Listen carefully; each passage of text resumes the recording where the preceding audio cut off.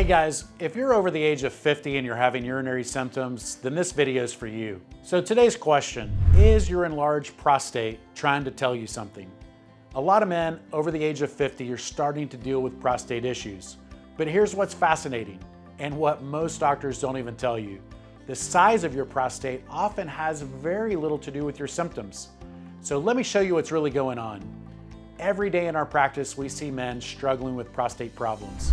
They're getting up 4 to 5 times a night, planning their entire day around bathroom access, and living in constant fear of that embarrassing accident. I've seen patients with massive prostates who have minimal issues, while others with smaller prostates can barely function. So today I'm going to walk you through exactly what's happening, what treatments actually work, and a breakthrough procedure that's changing everything. First, let's talk about common warning signs because understanding these is crucial. One of the most common is incomplete bladder emptying, that frustrating feeling when you finish urinating but still feel like you need to go. This isn't just annoying, it's an important warning sign because long-standing urinary retention can lead to permanent bladder damage and recurrent infections. Another key symptom is increased frequency. And I'm not talking about just having to go every few hours. I mean needing to go multiple times within a 2-hour period. I have patients who can't even take a short car ride without planning multiple bathroom stops.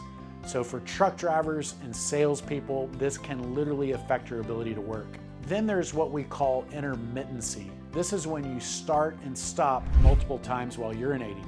Urgency is another big one. That overwhelming feeling that you need to go right now.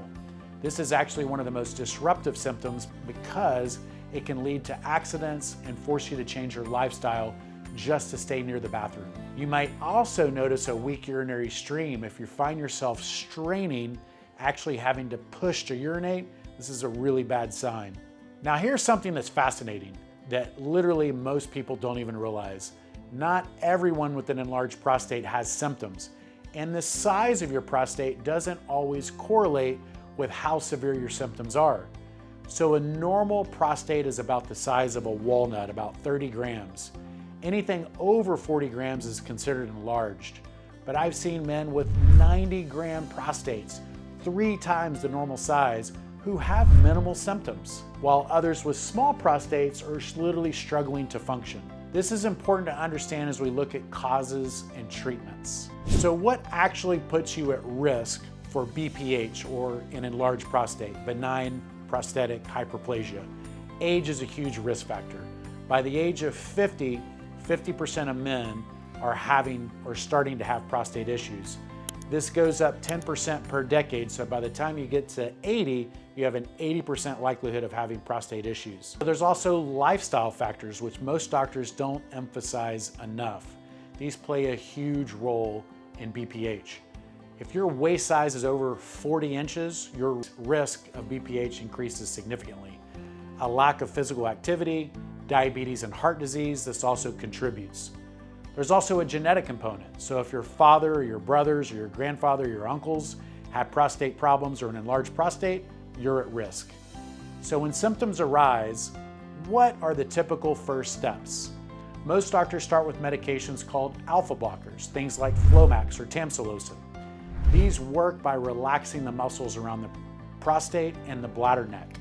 But there's side effects, of course, with all medications like dizziness, especially when you stand up, headache, fatigue, and sometimes nasal congestion. Another class of medications are called 5-alpha reductase inhibitors like finasteride or dutasteride. These actually shrink the prostate by blocking the enzyme that converts testosterone into DHT, or dihydrotestosterone. The downside, most men will experience significant sexual side effects, problems with erections, and decreased libido. Sadly, these effects can be permanent even after you stop the medications. So if medications aren't enough, the conversation turns pretty fast to surgery. The traditional option is called a TURP procedure, or transurethral resection of the prostate, often called the Roto-Rooter surgery. Yeah, it works, but it comes with some significant risks. The most notable, 100% of patients will end up with retrograde ejaculation, meaning when you orgasm, no semen comes out. It actually backflows into the bladder because there's an important valve that's destroyed during the surgery. So now, besides traditional TURP, you might have heard about newer laser or steam-based TURP variations like holmium laser or HOLEP, green light laser, resume steam therapy. So while these newer transurethral methods aim to improve recovery or reduce certain risks compared to the standard TURP, it's important to know that they often share a similar side effect profile, particularly concerning sexual function like retrograde ejaculation, though the rates may vary a little from procedure to procedure.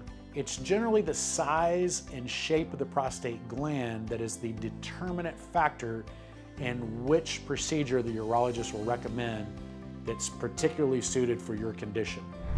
So additionally, there's a procedure called urolift that involves placing permanent implants in the prostate.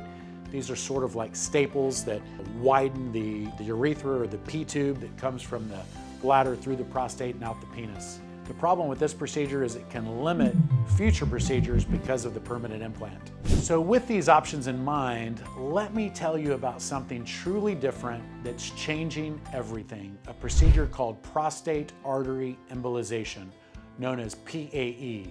The FDA approved this in 2017 and the results we're seeing are remarkable. Here's why this is so different. It is not performed by a urologist, but another highly trained specialist called an interventional radiologist. Instead of going through the penis like traditional surgeries or transurethral, the interventional radiologist accesses a blood vessel in your groin or the wrist. We typically always go through the groin. Using sophisticated X-ray guidance and a tiny flexible tube called a catheter, they can navigate precisely into the specific arteries that are supplying the prostate. The entire procedure takes about 90 minutes, and this is crucial.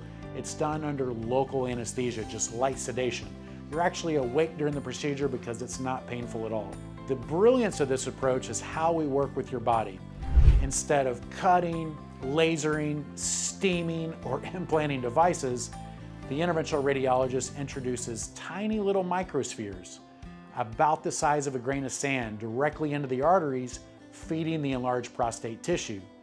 These microspheres selectively slow down the blood flow to those specific overactive areas of the prostate gland. This reduction in blood supply signals the body to naturally reduce the size of the overgrown tissue, allowing the prostate to soften and shrink back more towards a normal size over time. It's a way of gently encouraging the body to rebalance itself without directly having to remove tissue. So now let's talk about recovery, because this is where PAE really stands out compared to the surgical procedures like TURP that we just discussed. You're typically always looking at a hospital stay with the TURP type procedures, a catheterization, weeks of recovery time, and a significant risk of sexual side effects. Like 100% of patients have a retrograde ejaculation, and there's some risk of erectile dysfunction, sometimes permanently. So with PAE, most patients are back to normal, full physical activity within 48 to 72 hours. They may experience some mild symptoms within the first week, maybe some dull aching pain in the pelvis, initially some increased urinary frequency for a few days, maybe some slight stinging when they pee, or a small amount of blood in the urine or the ejaculate. But these typically resolve quickly within 1 to 2 weeks. Most importantly, because we're not operating through the urethra or through the penis, there's virtually no risk of sexual side effects, like especially retrograde ejaculation or even incontinence. Now, it's crucial to know when you absolutely need to seek immediate medical attention for these urinary type issues or symptoms. There are 3 critical scenarios. First is significant urinary retention. If you're consistently holding more than about 200 milliliters of urine after you go to the bathroom in your bladder, you're risking permanent bladder damage. Think of your bladder like a rubber band. Stretch it too far for too long and it loses its ability to snap back. Second is recurring urinary tract infections in men.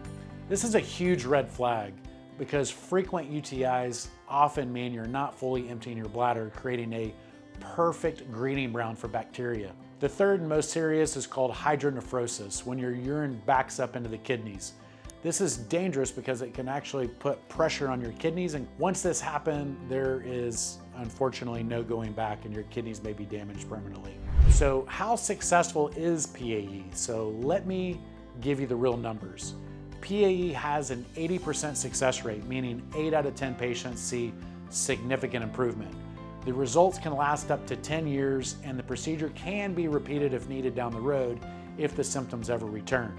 So let's be clear, success doesn't always mean complete elimination of symptoms. But what we typically see is a significant reduction in the nighttime urination, stronger urine flow, less urgency and frequency, and overall a much better quality of life without the sexual side effects associated with transurethral surgeries. So if you're dealing with prostate issues, you no longer have to choose between living with your symptoms or risking your sexual function with traditional surgery implants. So whether your symptoms are mild or more severe, there are effective options like PAE available. I hope this information has been helpful. If you find value in this video, please give it a thumbs up and subscribe to the channel. Next week, I'll be sharing 3 specific exercises that can help reduce prostate symptoms naturally, along with the foods you need to avoid if you have an enlarged prostate. If you have questions about your own symptoms or you want to learn more about prostate artery embolization and see if you might actually be a candidate for this procedure, we do offer free consultations both in office and virtually. Click the link in the description below to schedule your appointment today. Remember, prostate issues aren't just about quality of life. They can lead to serious complications if left untreated. But with the right approach like PAE performed by our vascular and interventional radiology team, you can get back to living your life without planning around bathroom breaks. Thanks for watching today. We look forward to seeing you soon.